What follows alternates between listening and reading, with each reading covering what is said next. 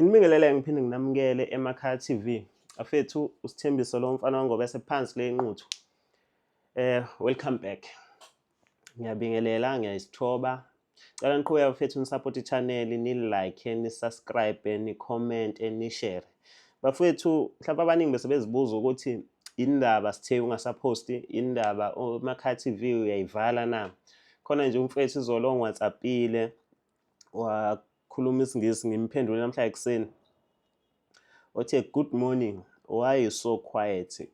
Baningi-ke ngiyabonga bafethu ukuthi khona nami abantu abanendaba nami ngiyabona ukuthi la sesenze umndeni. That's why ngathi eMakhaya TV abantu-ke babedidanisa uma ngithi emakhaya bey'tshela ukuthi ngikhuluma ngamakhaya enquthu la ngiphuma khona, noma ngikhuluma ngaseMzumbe, noma ngikhuluma ngomTubatuba, noma ngikhuluma ngoNongoma, noma ngikhuluma ngePort Shepstone, eMzimkhulu. Cha, eMakhaya TV kuye kuthiwe indlu nekhaya kuhlukene. Khona indlu bese kuba khona umuzi. Uma ngithi emakhaya ngikhuluma ngekhaya, abelungu baye bethi there's a difference between a house and a home.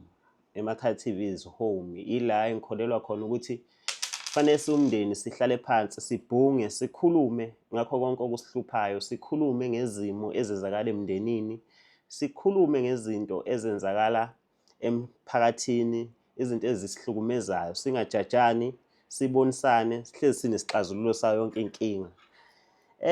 Khona udaba olungithinte kakhulu bafethu, udaba engilibone engiliqala ukulizwa okhosini, ngicathi bekuwuhlelo loSigqemeza noMroza lukababa.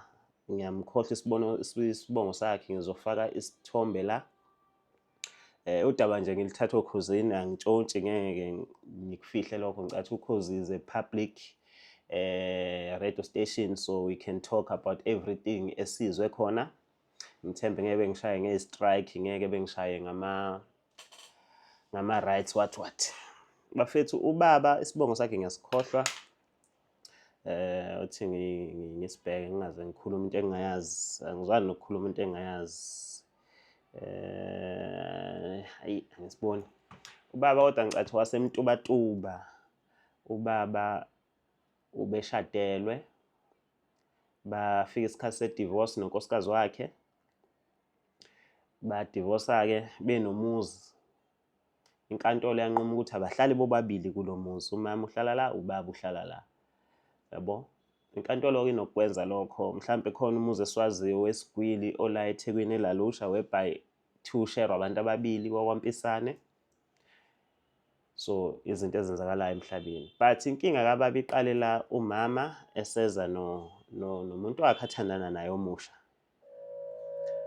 Kuwona lo muzi lo, umama-ke unelungelo lokwenza lokho, naye umuzi wakhe, ngoba nobaba nawe unelungelo lokwenza lokho, naye umuzi wakhe. Kungenzeka ukuthi phela iy'khwele zisadlala indima la. Ngithe uma ngilibuka-ke lolu daba lolu, ukuthi ngibone ukuthi ubaba kumphatha kabi ukuthi lento iyenzeka la phambi kwakhe, nomama naye uya ngendlela yakhe ayibona ngazo izinto. Ngabona ukuthi la emhlabeni kusabalulekile ukuthi singayeki ukukhuluma. Into kade enye ingivilaphisa ukuthi izinto ezenzakalayo online, khona abantu kade sebethi hayi nina lezi iy'tori etha iskesh. Bafethu if iy'tori ey'kanje zisekhona, whereby kuningi kade kungenzeka lapha ngoba kugcine kukhishwelana ibhamu. Ukuthi angifuni ukugxila kuyo kakhulu because ngicathi umbono wami awubalulekile. La ngixoxa ukuthi izinto ey'kanje ziyenzeka emhlabeni, and masinethuba lokuyigwema, masinemndeni, asihlaleni phansi njengemndeni sikhulume iy'ndaba ey'kanje. Masinamakhaya TV, iy'ndaba ey'kanje asiy'khulumeni bafethu, sibonisaneni, siphumeni ney'xazululo, ngoba mina ngihlezi ngisho-ke ababuka emakhaya bayazi, kokwenzakala into encane wena uzuthatha isibhamu uyobulala, uyithole usugwetshwa udilika jele ngento encane bafethu. Encane nje encane, mhlawumbe ade ingadingi ukuthi uye enyangeni, ade ingadingi ukuthi uze uyohlola, ade idinga ukuthi uphume kuleso simo leso obhekane naso ngaleso sikhathi. Ngaphinde ngabona udaba lomunye umfowethu, ngicathi uhlala eThekwini, emaflethini aseThekwini or emzini eThekwini, owashela intombazane online kuma-social medias, either uFacebook, uTwitter, Instagram, TikTok, angazi.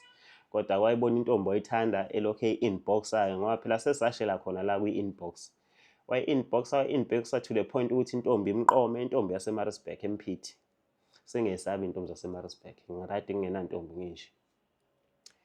Intombi-ke kuze kufike ekutheni imvakashele la eThekwini, la hlala khona uBafo. Ithi masimvakashele, le story sikhona njalo online, abantu bazothi futhi uyasikhandela. Isitori esikhona ade sitrenda this weekend, ukuthi ngireferensa ngaso. Intombi mayifika belale noBafo bembathe engubeni eyodwa, kube njeya, kube mnandi, kube njeya, benze into zabantu abadala. Ekuseni intombi ivuka ibize ngegama imali. Sihamba singadalulile isibize ukuthi hayibo mina ngifuna imali engaka. uBafo ethi hayibo sisi, le mali lena ngiyihole nokuyihola emsebenzini lena oyibiza anginayo. Intombi khipha imesa, imsabise ngomese, ibimphuca ifoni ithi ifuna ukuyibonela kwi-app ukuthi-ke kwenze njani, unamalini kwi-app khona ngizoyithatha yonke. Kusho intombi. uBafo ezama ukudlula undlela ebaleke ufuna usizo komakhelwane befune nokufonela amaphoyisa. Intombi isale iqoqa engakuqoqa la okuwukutshontsha. Iqoqa engakutshontsha ize ihambe nayo ifoni. Afike amaphoyisa, hayi intombi ayisekho nezinye izinto zikaMbhemu la endlini. Hayi bezame ukwenza into zamaphoyisa eyithole ngoba amaphoyisa awadlali kulezi insuku. So intombi lena-ke isisabisa uBafo ukuthi akacishe icala leli enalo phela lokutshontsha, otherwise izomshaya nge-rape.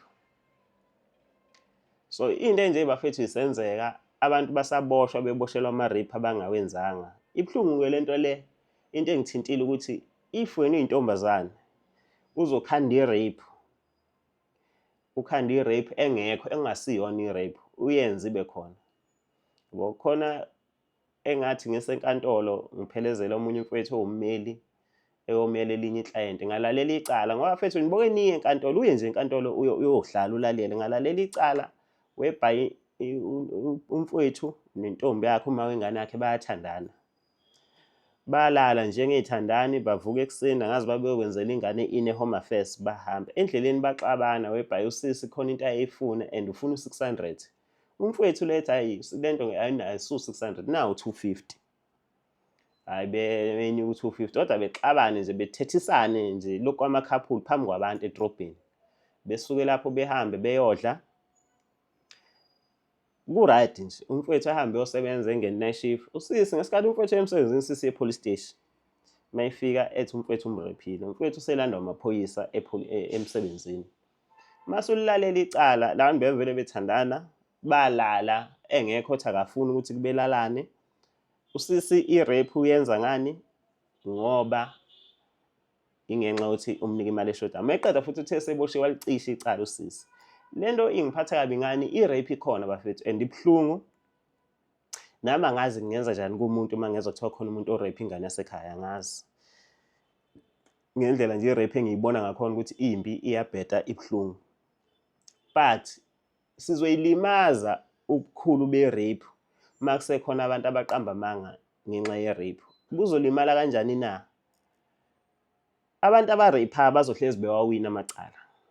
Iyehla i-value ye-rape because uyothi ureshwe ngempela, totally enkantolo, mhlawumbe inkantolo yakuphi kuphi isijwayele ukuthi amacala afika la e-rape amacala engekho, iy'ntombi iqambela abantu amanga ngoba seyifuna imali. Ufike umuntu erephiwe ngempela, thola ukuthi inkantolo leli cala isaze yaluza ukuthi bahlezi beluwina and abantu bazogcina betholani indlela yokuwina icala abalenzile. So bafethu into enje efanele siyikhulume ngoba nomfowethu engasuka lapha ethi lo sefuna ukungibophisa nge-rape enza izinto ezimbi. December sabona umfowethu la awayegqoka iskip engisengisaba nokusigqoka lesi sima-straps, egcina ekhipha isidumbu nawo athatha umphefumulo wakhe ngezinto ezayingalungiseka. Abantu bayalobolana kanti abafunani bafethu. Kusenzeka nje abantu belobole, intombazane ivuma ukulotsholwa kanti ayimthandi umfowethu. Nomfowethu elobole kanti intombi akayithandi ngenxa yokuthi mhlawumbe ekhaya bamfakela ingcindezi ukuthi wena ulobolile, abamthathi serious. Egcine sehamba efuna nje umuntu ozomlobola kodwa mase ebuya eqinisweni lo muntu akamthandi. Engathi nje iy'nqumo bafethu singahlala, uhlale nobaba wakho, uhlale nabafowenu bekubonise. Uma kuba awukho ready into ongayenzi ngoba uma suyisola uzoba senkingeni. Singabuki kakhulu social media siyifakele kwi-pressure. So bengisho nje lelo daba bafethu ekungihlaba umxhwele kule weekend. Bafethu ngibuyile kusuka nje ngoMashi, ama-video asekhona. Inamba yami ngizoyifaka la bantu basayazi ithi 063 255 4738. Ngixolise kakhulu kulabantu laba ade ngingabaphenduli. Bengisaba ukuphendula abantu ngibe ngeke ngibasize ngoba nami bengikwi-state la ukuthi akekho umuntu engingakhona ukumsiza njengamanje. Anginayo energy, anginawo amandla okusiza abanye abantu. So leyo energy sengiyitholile, lelo gqozi sengiphinde ngalithola futhi. Seningaqhubeka ningibhalele bafethu sibone ukuthi singasizana kanjani. Abanye-ke bayazi ngeke ngibasize ngaphandle kokuthi ngize ngiphoste, sisizane nje kuphelele lapho, indaba siyikhiphe private. Kodwa aba-willing ukuthi indaba siyiveze la, besiye sikwazi ukuthi siqhubeke siyishuthe indaba siyiveze, kuzoqhubeka lokho. Okunye okuzokwenzeka bafethu, mhlawumbe uSithe abantu bayamazi ukuthi uSithe indaba yokuthwala ubengayizwa kahle, yabo. Njengamanje ngifunde elikhulu ukuthi imibono yami angiyigodle. Bafethu abafuna ukuthwala, ayi, masikwazi ukubalekelela ukuthi abayothwalaphi sobasiza, sibalayele behambe beyothwala. Lokhu ngikushiso ngani na bafethu, ngithola iy'nsuku ney'nsuku ama-calls, ngake ngasaxoxa nomunye umfowethu udaba le-story sobaba waseMozambique. Abantu bayafuna bafethu ukuya eMozambique, bafona manje bengincenge bengikhalele bethi bafuna ngibanike iy'namba zaloyo muntu. Naye wagcina sengitshelwa ngoba wagcina sazi ukuthi yimi lo. Wangifonela wangitshelela eSouth Africa, sahlangana ukuthi mfethu abantu sebefika ubuthaphuthaphu bathi ividiyo bayibone kuwe, ngicela ungasaniki muntu ngoba lo baba ujule kakhulu. Wangichazela saxoxa nje ubaba o-right. Nganqaba ukunika abantu ividiyo kodwa into engayibona abantu bayafuna ukuthwala, and mina mangizothi hey ningayi kothwala, maningi ama-channel, baningi la ku-advertise khona iy'nyanga, abantu bazoya ukuyothwala. Ngeke ngivimbe abantu mina ngingedwa, abantu nje ukuthwala bayakuthanda and abantu basazoya ukuyothwala ngoba nani niyayithanda imali yabantu abathwele. Umuntu masethwele methi unipha imali anali, kodwa futhi niyakusaba ukuthwala. So umuntu ofuna ukuyothwala bafethu sengizomyeka ahambe eyothwala, ngeke ngimjaje. Umuntu owathwala uvumelekile, mhlawumbe somsiza simlayele iy'nyanga ezizaziyo ukuthi ehambe eyokhipha eyoyiklina. Umuntu onenkinga yamacala, owarojwa ziy'nyanga, owarojwa abameli, sizobasiza bonke labo bantu. Oney'nkinga zomthetho sizomsiza. Iningi izinto esizoyithinta kulo nyaka lo esizoyithinta kakhulu, and ney'nyanga ey'funa ukuzo-advertise sey'ngangithinta bafethu, zivumelekile manje. Is whether uyathwalisa or awuthwalisi, uqinisa imizi, udayisa iy'mbiza, wamukelekile eMakhaya TV. Ekugcineni ngeke ngithi iMakhaya TV kube kukhona abantu esibakhiphela ngaphandle. Lonke ilunga lalomndeni lamukelekile bafethu. Ngizocela nje sisebenzisane, angeke ngisanyamalala, ngiyathembisa.